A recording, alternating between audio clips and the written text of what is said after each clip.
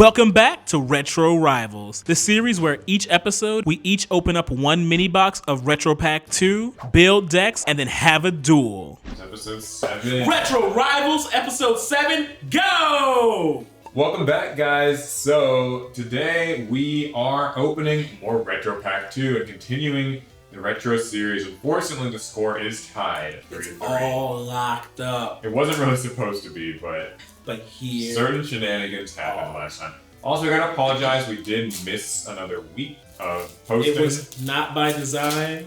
Yeah, sometimes things happen, you know. Paul's leg fell off. I'll open first. Okay, so we made a bit of a mistake this episode. Oopsie.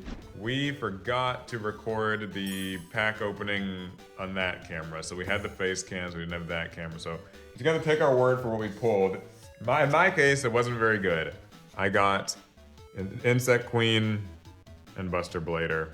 And I pulled an Injection Fairy Lily, my second one, and another Destiny Board F. And as you remember, guys, Fs are wild in this series. Yeah, so we were able to trade out some of our Destiny Board cards. I also didn't get that part on camera, but I was able to trade in 4 cards total now. Would have been 5, but I already traded in a giant rat that I took out of my deck. It's complicated, we'll do a deck profile before the episode's over. And currently, these are the cards that I'm running from Retro Pack 1 in my deck. What about you here? You can show. Mine are shuffled in, and it takes a lot of time to unshuffle and Right, reshuffle. okay. So you'll see it in game, and I'll pull them. Once the game's over, I'll show you guys. Yeah, okay, cool, let's get to the duel. All right, so here's my deck for this week. As you guys can see, it's pretty similar to what I've been running. It's kind of just good Retro Pack stuff deck, but I have added a couple of Retro Pack 1 cards in here. And also, I've been padding it out with a few of the really cool rares that come in the set. For instance, I'm really liking Morphing Jar. It shows up a lot. 4-star Ladybug of Doom I put down to 1. I've replaced that with Maneater Bug because I find that Maneater Bug is similar to 4-star Ladybug, but it can get rid of like anything. So if it's like a tribute summoned monster, it's useful against that. If it's a low level monster like an Injection Fairy Lily, it can do the same. Just got this rare Donzalug, very awesome. We'll see if it can get put to use. And I am going to try out Help Oimer one last time. Will it work out? Really hard to say, but yeah. Oh, and also some cards that I've added in from Retro Pack 1 are Graceful Charities. I took out Reckless Greed for it. So hopefully this will get me draw power, but not at the cost of losing my draw phase, and it's a little bit faster too. Got the Necro Valley engine with like the Gravekeeper's cards. That's fun. And also there's that Ring of Destruction that I pulled up before. A couple other rares like Ceasefire and Nightmare Wheel. That's the deck for the week. So here's my list for this week's episode. As you can see, it is a relinquished list aiming to make the 1,000 dice restrict. So most of the cards in here are really like stall based, just trying to slow down the game. I ran the Gilosauruses as kind of a tribute engine. I call it an engine in a stretch.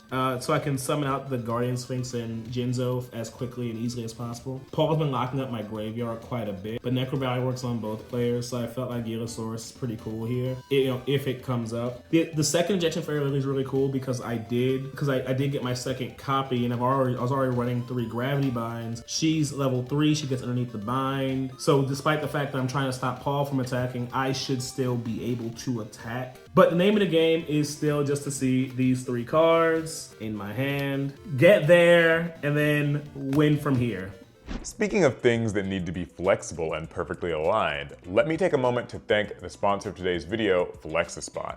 My setup recently got a huge upgrade with the Flexispot E7 Premium Standing Desk, and it's completely changed how we film content like Yu-Gi-Oh! Duels. We're even dueling on the new Flexispot desk. Isn't that cool? Check this out, Alec. It can actually raise up. Now you can't reach your cards. I can still get them. Now you can't reach your cards. You can't stop me. Okay, I'll lower it down again. A true duelist can duel under any circumstance. Yeah, it goes down. It's awesome. Very convenient. With the dual motor system, adjusting the height from my sitting desk review spot to the perfect standing angle for a duel is just a tap away. It goes from a low of 22.8 inches to a high of 48.4. And it's got a 355-pound maximum static load capacity, so it can hold monitors, camera rigs, any product inventory, it's all fine. What I totally appreciate about this the most, though, is just the value. It's expertly crafted for durability and aesthetics. It's got a 15-year warranty, and you can get a 30-day risk-free return. It's just a fantastic investment for any serious setup. If you're looking to upgrade your setup, whether that's for gaming, content creation, or just a better way to work, you need to check out the E7. So head over to Flexispot.com right now to explore the E7 and their other huge sales events. You can save big during the Black Friday sale with up to 80% off and a chance to win a free order. Plus, you can get an extra $30 off the E7 by using my exclusive promo code YTE730 at checkout. It really helps support the channel, and it's a great deal. The link is down in the description below. And now, back to the duel. Are you ready to duel, duelist? Are you ready to rival? I'm born rivaling. We need to roll a die. We sure do. Yeah. High roll. There we go. 2? Well, that's not a high roll. I rolled a 6, duelist. I get to take the first Low move. roll. All right, time for me to take the lead. Oh no, you're going first, not taking the lead. I'm gonna take two the- different things. I'll lead this dance with a draw. I don't dance. I'll start off by setting a monster face down, and I'm gonna end my turn. Somebody pointed out how they can barely see like the red sleeves against the red mat. Oh, I it meant is to a like bit switch tricky. these so that we'd be, whatever, it's fine. But now they match our chairs, although they don't match our shirts. So They do not. things are getting a little crazy. I'll match your face down with a face down, but I'm gonna set 2 other face downs, but they are of the speller trap variety and pass. I draw duelist. I'm going to flip the Gravekeeper Spy. Ooh. I'll activate its effect to special summon a Gravekeeper monster with 1500 or less attack from my deck. Say hello, Gravekeeper's Assailant in attack mode. The assailant is here. Is that okay, duelist? It is very okay. Activate torrential. Guess it wasn't okay, duelist. No, it was fine. It was fine. I just had to go ahead and get rid of Oh, your that. Thousand Eyes Idol not working out for you? Well, you know. Well, that's fortunate because that means I can still set a monster face down in my turn. Draw for turn. I'm gonna special summon Gilasaurus from my hand. Oh, special summon. You know what that It means. means I get to special summon a monster myself, right? That's right. All right, it's gonna be in a. Does it have to be in a special mode? Just from my no, grave. from your grave. Is Okay, I guess we'll just do Gravekeeper Spy in defense. Give myself a little bit more protection. I respect that. I respect that, King. I really do.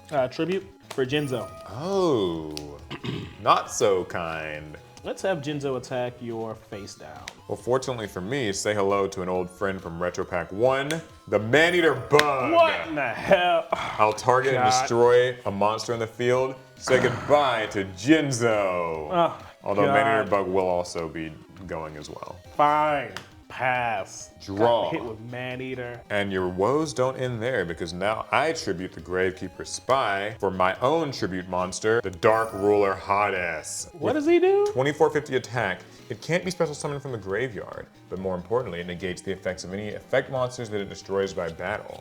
Ooh. It and any other Fiend monsters, although I don't have any other Fiend monsters. Unless I have a Dark Geroid back in my deck. Dark Ruler Hades is going to attack you directly for 2450. Gotta take it. I'll end my turn. Draw for turn. Normal summon. Injection Fairy Lily. Ooh, gosh, that is not what I wanted to see here. Yeah, and you're not gonna like what she's gonna do next. Let's I'm have gonna get a, injected. we're gonna have a Legacy of Darkness battle. Okay. Injection Fairy Lily, attack Dark Ruler Hades. Attack's good. Damage step. Lily effect. I'll pay 2,000 and she'll gain 3,000 for 3,400. Okay, so I'll be taking 950. Man, my Dark Ruler only got to stay in the field for 1 turn. But your Sucks to life be points are you. low, so there's that.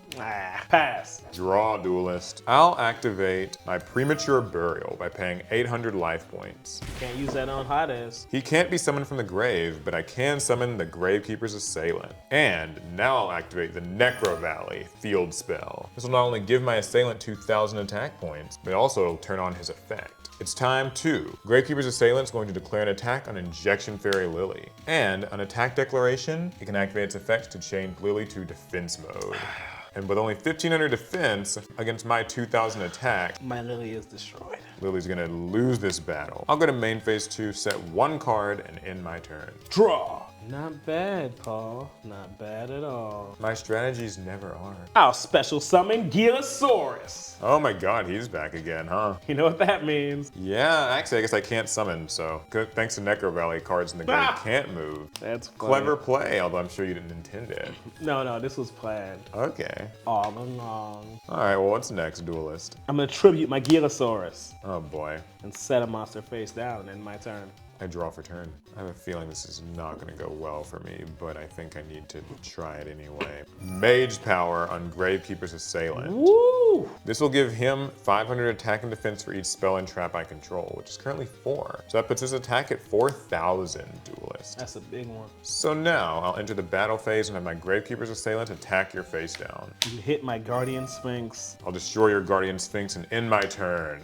Draw for turn. I had a feeling it was the Guardian Sphinx and I needed it to go without causing me any trouble because, well, you know. I'll activate my face down. Reckless Greed. Very reckless of you. I'm gonna draw 2 cards, Will they be worth it? but I have to skip my next 2 draw phases. Reckless move indeed, Duelist. If you can't defend yourself, then my Gravekeeper's Assailant will finish you off next turn. It's not that simple. You wouldn't understand. I don't understand what it's like to be a third-rate duelist with a fourth-rate I'm going to deck. set 1 monster face down and set 2 speller traps and pass. I draw, Duelist. We will enter the battle phase. Gravekeeper's Assailant's going to attack your face down. I activate Gravity Bind. Oh my gosh, okay. Level 4 and higher monsters can't declare attacks. Fine, Duelist, you bought yourself some time. I need literally 2 turns. We'll see about that. I'm setting a card face down, another card face down, and I'll end my turn. All right, then I'll draw. No, I won't because of Reckless Greed. All right, that's 1 skipped draw phase. Pass. Draw, Duelist. Set and pass, Duelist. So currently I have 6 spell and trap cards, which means my monster is gaining 3,000. So he's at 5,000 attack right now. We're gonna set a monster face down and pass. Draw for turn. We're gonna activate Ceasefire. We'll flip all face down defense position monsters face up. Flip effects are not activated at this time. And I'll deal 500 damage to you for each effect monster on the field. You don't gotta do that. It's my 4-star Ladybug of Doom, Wow. which would have been really deadly, but its effect won't activate right now. However, you will take 1,500 damage. I'll activate my Dust Tornado to destroy your Gravity Bind, My poor Gravity Bind. which means my Gravekeeper's Assailant is free to attack. I'm going to attack the Gemini Elf. Well, that would be nice if you could attack. Oh, what do you have for me, Duelist? Nothing. Gemini Okay. has to destroy others. And that'll deal 2,100 damage. I had to be very careful because I was like, if he has a Mirror Wall, then that will ruin my day. But at 4,000, it would only put me at 2,000.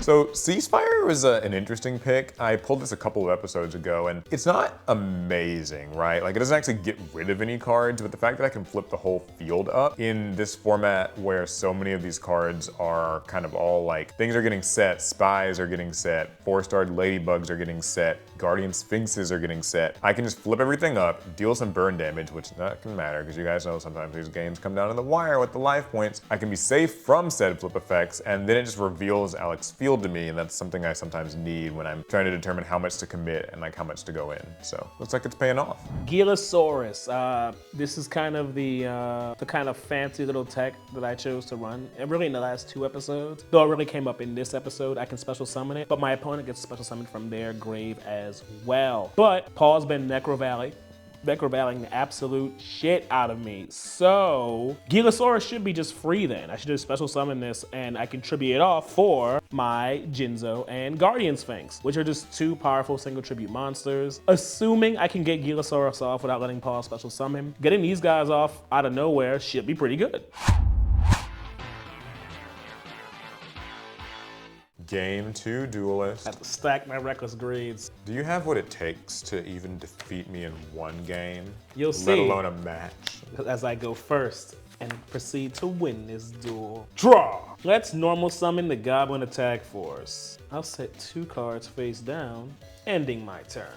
Draw for turn, Duelist. All right, let's kick things off with 1 monster face down, 1 spell or trap, and the power of Necro Valley. Don't like that, but that's why we run Magic Drain. Oh, Oh, Duelist. Okay, I have to discard a spell. If you want to negate it. Hmm. Is your Necro Valley worth it? Okay. Apparently it's not worth it. It's just going to sense. the graveyard, Duelist. That's where we like it. Your move. Draw for turn. Let's have my Goblin Attack Force attack your face down. Say hello to the 4-star Ladybug of Doom. It'll destroy all level 4 monsters on the field. There goes my attack force. Set one card face down and end my turn. I draw. I'll pass my turn. Draw! Are you surprised? This is called strategy. I don't know what that word means. I just play cards and they do things. Pay 800! Premature burial! Ooh, okay, so you're targeting Goblin Attack Force, aren't That's you? right. Okay, Duelist. That is fine. My attack force is back in action. And then I'm gonna tribute it. Ah. And set, pass to you. Draw for turn. Wheel normal summon Gemini Elf to the field. And end my turn. Draw. Flip summon, Guardian Sphinx. Okay, Duelist, so it's gonna Activate its return effect! my Gemini Elf to my hand. Guardian Sphinx, attack directly. And then in main phase 2, I'll use my Sphinx effect to flip it back face down and end my turn. I draw. What will you do in the face of my Sphinx? Look into his eyes. Raigeki! Oh, I'll use it to destroy all the monsters on your side of the field. that is legitimate. That is a way to get rid of my Sphinx. This is a card from Retro Pack 1 Duelist, you might remember. I'll set a card face down myself and end my turn. Draw. Hey, Paul. Hey. What's that face down? Nobleman of Crossout. Oh, it's my Man-Eater Bug. Now, I don't have any other copies because it's literally from Retro Pack 1. Oh, we don't mind seeing that go. Yeah, he's banished now. Goodbye, Man-Eater. You didn't get to eat any man today. No man on the menu. No man got ate. Set one card face down, now end my turn. Draw. Gemini Elf. I call upon thee again. Normal summon. 1900 attacks directly. I gotta take it. Finally, some damage going on here. Your move. Draw for turn. Let's set one monster face down and I'll end my turn. I draw. I'll normal summon the Gravekeeper's Assailant. My Gravekeeper's Assailant has 1500 attack points. And it triggered a torrential tribute. Oh, okay, Duelist. Both my monsters are destroyed. And my idol. That Thousand Eyes Idol he's been taking some hits. The sacrificial idol. Your move, Duelist. Draw for turn. Set one card face down and pass. Draw for turn.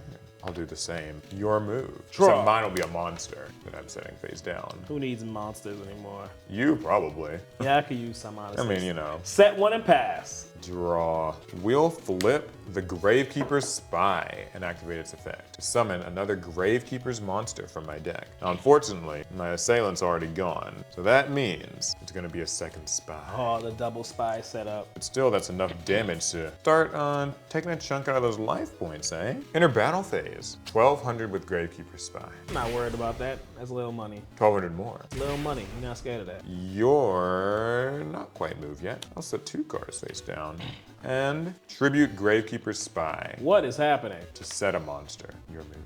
Draw. Pass. I'll draw Duelist. I'll enter the battle phase and have Gravekeeper's Spy attack your life points directly. Your move. Draw. I'll set a monster face down and end my turn.